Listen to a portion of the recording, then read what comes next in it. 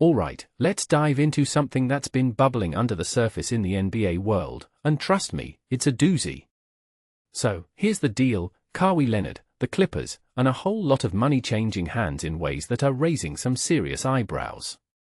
Pause. What makes this really interesting is that it's not just about one questionable deal, it's about a pattern of financial moves that could have massive implications for the league.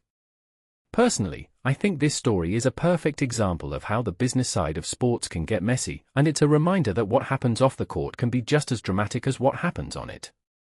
So, let's start with the latest revelation. Kawhi Leonard reportedly had a sponsorship deal with Daktronics, the company behind the Clippers' massive video board at the Intuit Dome. Now, on the surface, that might sound like a standard endorsement deal, right? But here's where it gets tricky: Daktronics doesn't have any other celebrity endorsements that we know of. That's unusual. What this really suggests is that this deal might not have been about Kawhi's star power, it might have been about something else entirely. One thing that immediately stands out is the timing and the lack of transparency. If you take a step back and think about it, this deal feels like another piece in a larger puzzle of financial maneuvering that's been going on with the Clippers. Now, let's connect the dots. The Clippers are already under investigation for a $28 million endorsement deal Kawhi had with Aspiration, a former team sponsor. Steve Ballmer, the Clippers owner, claims he was defrauded by Aspiration, whose co-founder was sentenced to 14 years for fraud. But here's the kicker: the NBA is looking into whether these deals were essentially ways to funnel money to Kawhi outside of the salary cap. In my opinion, this is where things get really murky. The salary cap is the backbone of the NBA's competitive balance, and if teams are finding ways to circumvent it, it undermines the entire system. What many people don't realize is that these kinds of deals can create an unfair advantage, and that's why the league takes them so seriously. What makes this even more fascinating is the context. The Clippers have been trying to trade Kawhi back to the Toronto Raptors, but the ongoing investigation is holding everything up. And let's not forget the Lakers' involvement. Back in 2019, Kawhi's team reportedly asked the Lakers for a bunch of impermissible benefits, including private aircraft and an ownership stake. The Lakers shut that down, saying it violated the NBA's collective bargaining agreement.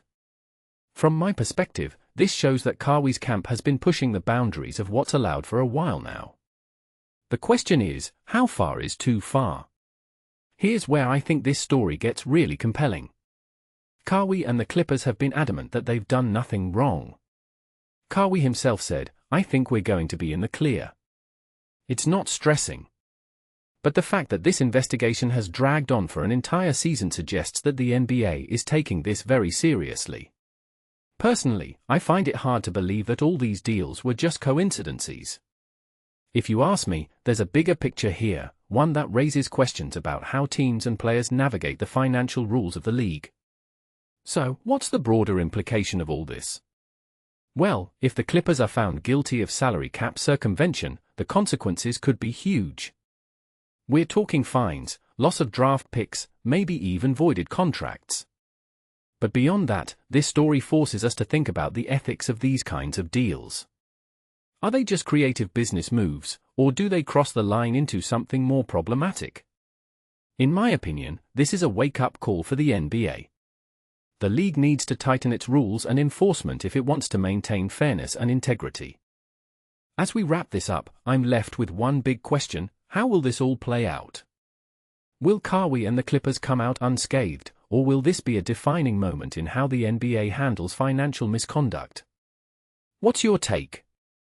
Let me know in the comments below. And if you found this breakdown interesting, don't forget to hit that like button and subscribe for more deep dives into the world of sports. Until next time, keep thinking critically and stay curious.